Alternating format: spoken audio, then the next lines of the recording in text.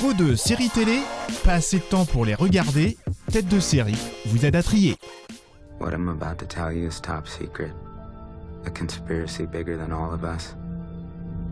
There's a powerful group of people out there that are secretly running the world.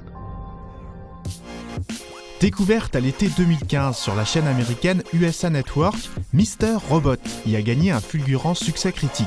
Les Golden Globes l'ont d'ailleurs élu meilleure série dramatique de la saison, devant Game of Thrones.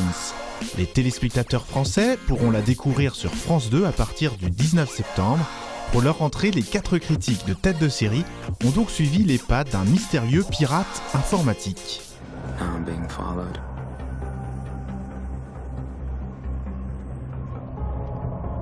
Le héros de Mr. Robot, Elliot Alderson, est un jeune hacker new-yorkais. Génial, asocial, souffrant d'hallucinations, toxicomane. Qui le jour est ingénieur en sécurité informatique et la nuit joue les cyberjusticiers. Son projet quand même, c'est de faire chuter cette société qui pour lui représente tout ce qui est de pire, la société de consommation. Où la finance est une religion partagée par tous. Is it that we collectively thought Steve Jobs was a great man, even when we knew he made billions off the backs of children? Or maybe it's that it feels like all our heroes are counterfeit. The world itself's just one big hoax. Le créateur de Mr. Robot s'est inspiré du printemps arabe. Les hackers dans la série cachent leur visage derrière un masque d'Anonymous. C'est donc une série qui s'inscrit dans l'ère du temps, dans l'ère révolutionnaire, dans l'ère altermondialiste. Corp, the largest conglomerate in the world. They're so big, they're literally everywhere. A perfect monster of modern society. Un personnage perturbé et perturbateur, un thème subversif, cela suffit-il à Mr. Robot pour renverser l'ordre établi sur nos écrans? Nos critiques ne sont pas unanimes. Alors Mr. Robot est carrément révolutionnaire. Une vraie réflexion sur la société contemporaine et occidentale, avec tous ses travers, ses défauts, et comment la contourner ou comment la détruire. La mise en scène du monde de la finance new-yorkais, avec les requins aux dents longues, dans leur costard-cravate au sommet de leur tour, est un petit peu caricatural, un petit peu forcé, comme les discours d'Elliot lui-même contre ce monde-là. C'est pas vraiment sur le plan politique qu'elle est le plus efficace.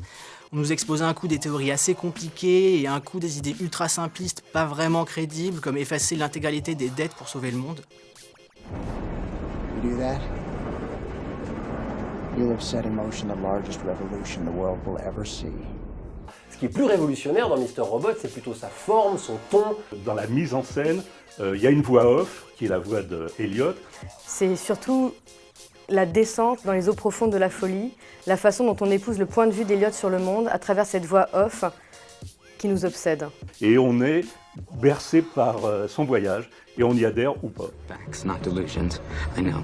I realize I'm saying all of this to an imaginary person. But I created you. I didn't create this. Passons maintenant au verdict de Tête de série. Mr. Robot, qui sera diffusé en deuxième partie de soirée, mérite-t-elle vraiment qu'on lui sacrifie un peu de sommeil?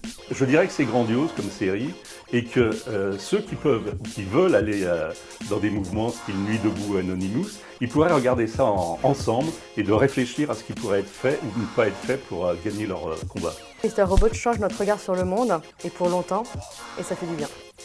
Bon, c'est une série qui se la pète un peu avec sa mise en scène ultra travaillée et sa super musique.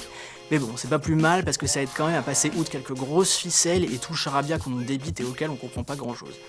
En ce moment, il est plutôt de bon ton de dire du mal de Mr. Robot, dont la saison 2 qui passe aux États-Unis est un ton en dessous. Mais soyons honnêtes, la saison 1 était complètement fascinante et si vous ne l'avez pas encore vue, foncez.